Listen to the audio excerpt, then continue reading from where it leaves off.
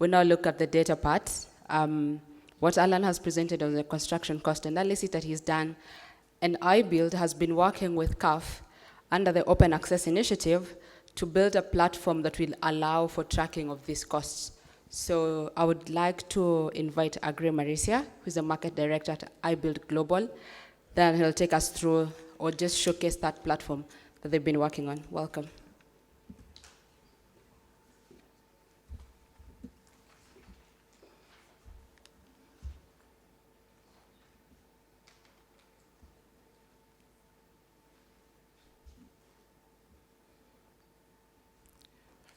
Thank you. It's a pleasure to be part of this forum. Great appreciation to the organizers and the sponsors that have made it possible for us to be part of these discussions. I believe we are honored to be part of the process that is going on, and I'll be able to speak to what is it that we're able to do and where we see our role is in terms of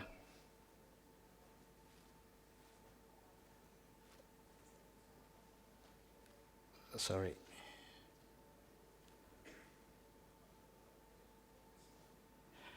Could you just help me, Kane?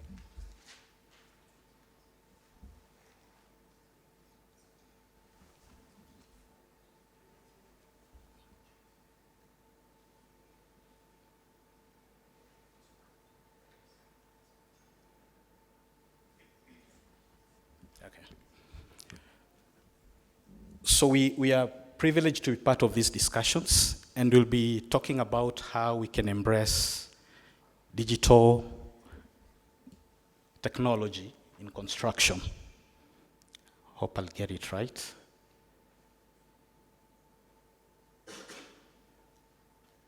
Okay, so I'll begin with some of these statistics that will probably give context on what I'm going to share. So if you look at it in Africa, the current housing deficit is close to 50 million. And the annual units that are being produced is close to 700,000. So it will mean it will take close to 71 years for us to be able to actually close that deficit, assuming that the annual deficit is actually being achieved. Then what you can also note is majority of households do live below the poverty line. And that now brings in the question of the housing that are being developed through the developer-led model. Is it possible for them to actually, is it possible for them to afford some of those units?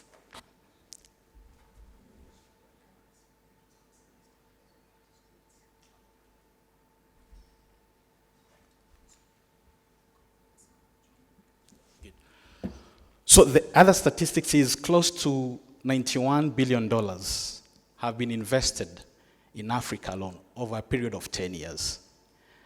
That looks a lot, but if you look at the conversation going around, people still talk about it's hard for them to access affordable building materials. We see that to be attributed due to lack of enough data that can inform the manufacturing investment.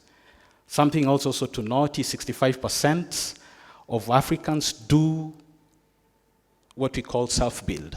They build the houses themselves.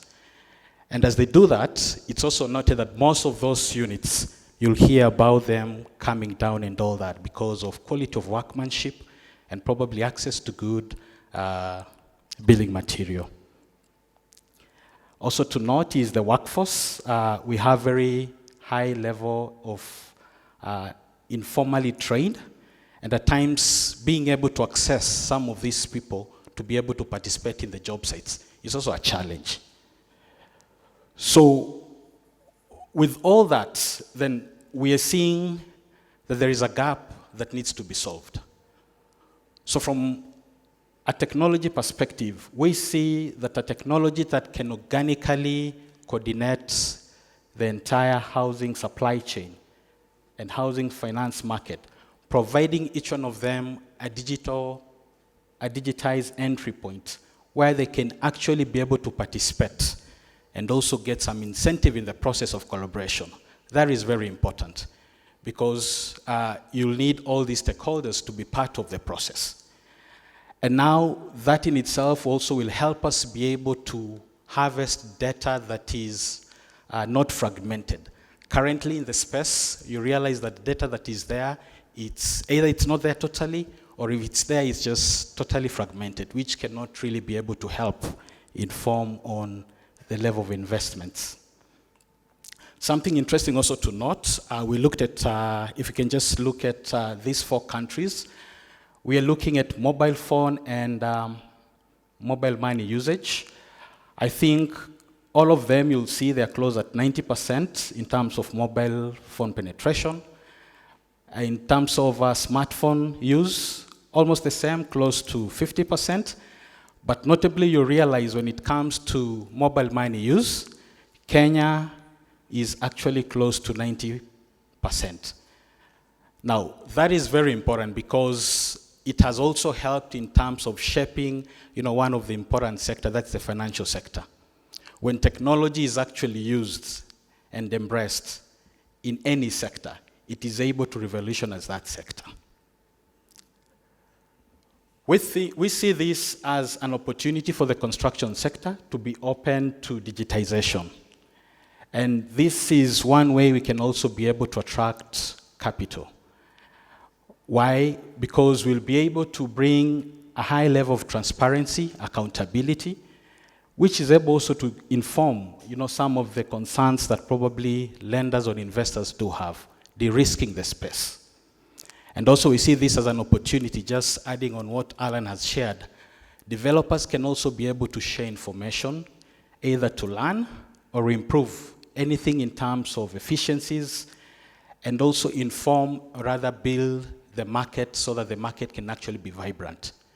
Technology plays a big role to that. And for Africa, local data also will make a lot of impact.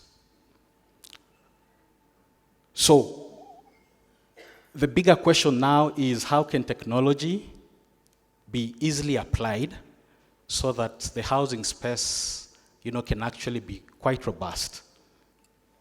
We see platform economy, or rather platforms that are able to digitize people, processes, and payments to be one of the solutions that can actually be able to achieve this. And with this is what iBUILD does. iBUILD is a software as a service company that we're able to provide solutions in the construction space, bringing a high level of collaboration from different stakeholders.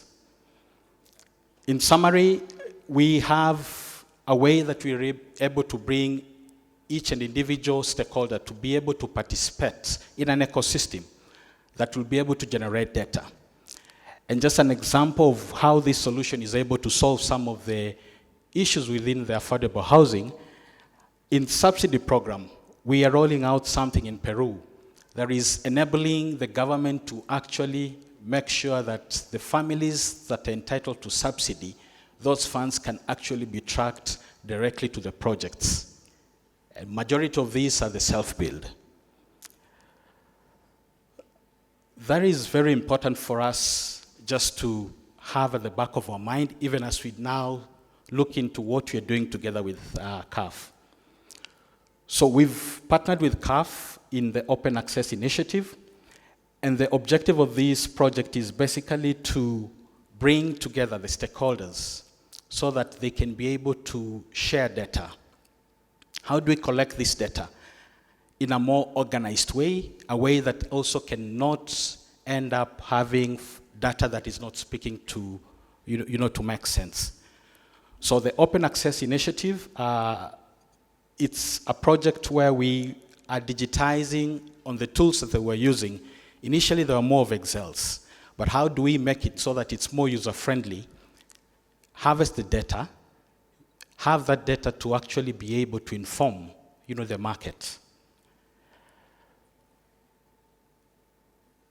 So this is just a high-level overview. We could not really go into details of this, but on this, we provided a solution, a platform where developers or stakeholders can easily be enjoined in the process of generating this data.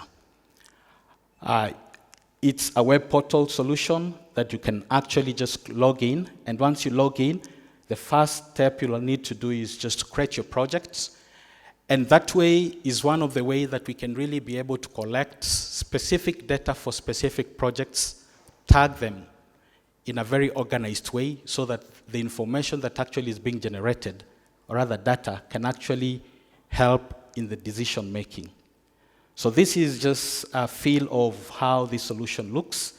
You'll be able to create your projects, and immediately you create your projects, depending with the level of data that you're actually submitting, you can actually see the name of the project, if you have a name, the type of scheme, is it rental or sales, so that you can really be able to track all those separately. We have menus on this solution where you have the general summary about the project, and this will also be very handful in terms of you being able to make any reports that you need to make. The second menu we have is more or less the general information, where you're able to capture the general project data, information, the name, what is the property information, location, all that. And the beauty of it is very user-friendly, so that you can really be able to track the level of data that you're actually collecting and tracking. The next step is the capital expense inputs. What are the costs for that particular project? It's very easy to leave out some costs, and that's why the tool becomes very handful. You can be able to track all the land costs. If it's something to do with the construction cost, infrastructure cost, all of that, we have digitized form that you can really be able to go through, very user-friendly. And depending with the level of completion, you'll be able to track the progress and have all the data well captured under that particular item. We also have the operation expenses. What are the operation expenses about the company overheads? All that also is well captured. You can also have a way that you do not miss out on capturing the revenue inputs. Now, this is informed by the type of developments that we have. You could be doing sales, development that you're selling, or you could be doing rental. The way you capture those revenues are different. So what we've done is we've digitized forms that you can really be able to separate the two. When it goes to rental inputs, again, you'll be able to capture all the rental inputs so that at the end of it all the costs concerning your projects, you have a set of data that you've actually been able to capture. Lastly, we have an interesting part of it, that is the process data. The process data is informed by the need of just also giving feedback. How is the process like? When you're looking at it from the design, the initiation stage, all the way to getting the approvals, comparing that with the statutory timelines and how much it took. What's the cost that also you're able to track against each one of those items? That is very important so that also it can actually inform the discussions with the relevant governments that probably they need just to see what is it that is happening. The beauty with this tool, it can actually be rolled out in different markets. So it means in long term, we'll be able to have data across the continent that can really be able to inform any stakeholder within the space just to appreciate what is it that is happening. So in conclusion, this is what we'll want to pass through. One, without real collaboration through technology, for all the attributes that comprises housing and housing finance, will never come close to solving the housing crisis. Data is important. And technology being part of how we are capturing this data is also very important. It's also good to know that data informs. And with the merging of artificial intelligence, it's also possible for us to extend to a larger database across the continent so that we can actually have more informed, or rather strategies that can actually be able to maximize on the little resources we have and also attract meaningful investments with quantifiable and risk mitigated results. At times investments are there, but as we had yesterday, there are other options where some of those investments can actually be channeled.